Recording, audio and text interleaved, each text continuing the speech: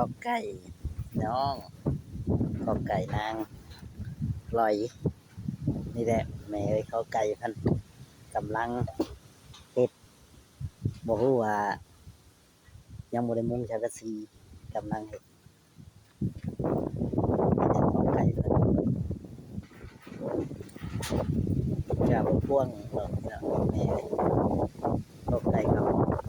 ก็ได้อยู่สำได้สำหนึงสมสมหมายบุญเกิงเฮ็ดนั่นแหละแต่ก็ยังบ่แล้วเนาะน่าจะมื้อพุ่นแหละคิดว่าสิแล้ว เห็นอะไรถึงน้ำได้ไหมพูดบ่นะเห็นอุ่นอยู่บ่เขาหยุ่มไม่ไหม ยังบ่แล้วเขาไก่ยังบ่แล้วใกล้สิแล้ว แล้ แล้ว ว แต่บ่ฮู้ว่าจักมื้อสองมื้อพุ่นแหละ ล่างแล้วจะอาบน้าพ่อ